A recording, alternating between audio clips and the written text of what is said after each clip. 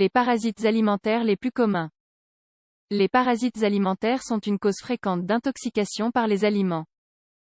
Quels sont les plus communs? Nous allons vous les détailler dans cet article et vous donner quelques stratégies pour les éviter.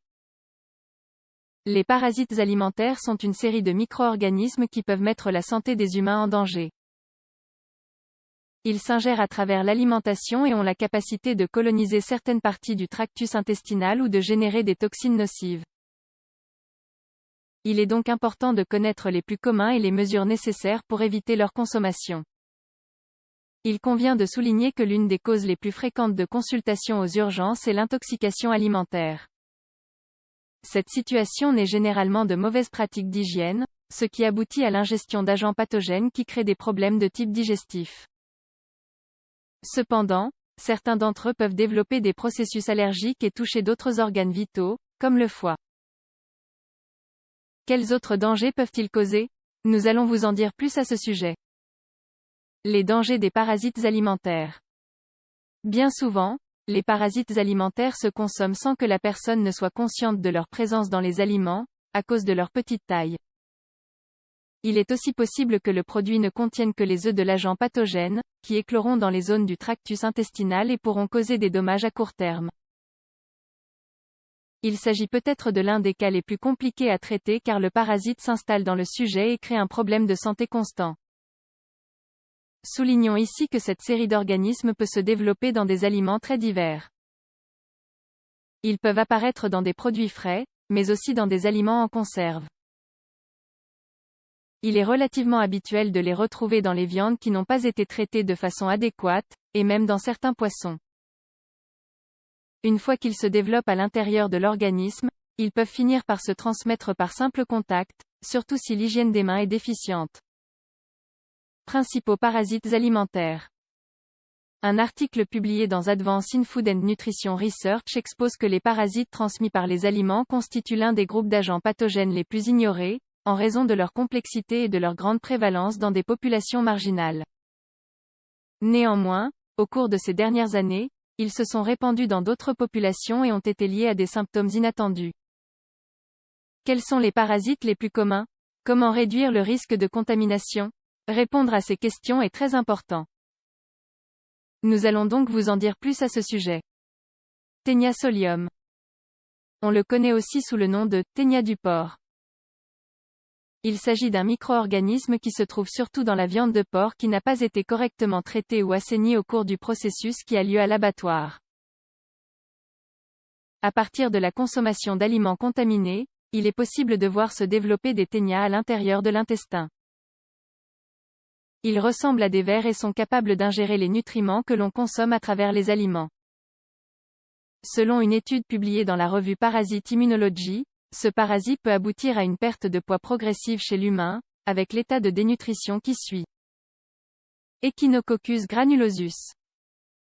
En général, il s'agit d'un parasite qui vit dans l'intestin des chiens. Cependant, il a été démontré qu'il pouvait être transmis aux humains à partir de la consommation de viande contaminée d'autres animaux, comme celle venant du porc. Il s'agit d'un organisme avec une forme de ténia, même s'il est plus petit. Il génère une consommation protéique qui réduit la biodisponibilité des acides aminés dont les humains tirent profit et nuit donc significativement à la santé. Toxoplasma gondii. Ce protozoaire peut causer la toxoplasmose chez les humains. Il s'agit d'un micro-organisme qui vit fondamentalement à l'intérieur des chats. Sa transmission aux femmes enceintes entraîne de graves conséquences pour le fœtus. Pour le traitement, il est nécessaire d'avoir recours à une série de médicaments qui parviennent à agir sur la synthèse d'acide folique. En faisant cela, on génère un impact négatif sur le cycle vital et reproductif du parasite. Dans le cadre clinique de la toxoplasmose, nous pouvons souligner des symptômes grippaux comme la fièvre.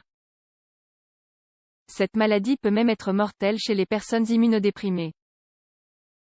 Certaines recherches assurent par ailleurs que l'infection par ce pathogène peut augmenter le risque de développer une schizophrénie à moyen terme. Stratégie pour réduire les risques. L'un des mécanismes les plus efficaces pour réduire le risque de développer une infection par des parasites alimentaires est de renforcer les mesures d'hygiène alimentaire.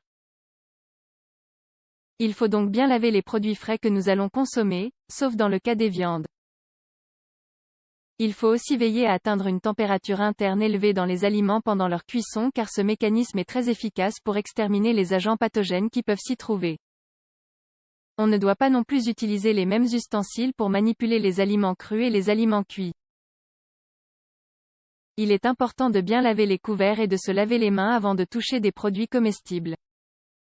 Enfin, si l'on a congelé un aliment, il est recommandé de toujours procéder à la décongélation dans le réfrigérateur et d'éviter de laisser le produit à température ambiante car cela pourrait favoriser l'éclosion des œufs qu'il contient, ou qui se trouvent à sa surface. Attention avec les parasites alimentaires.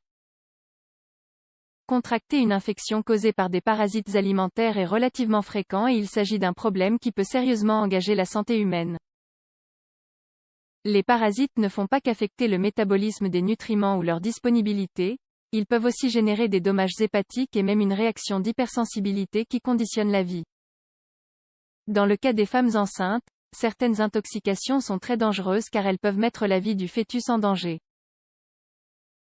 Nous vous conseillons donc de toujours acheter des aliments de première qualité, qui ont bien passé les contrôles sanitaires et qui présentent la certification opportune.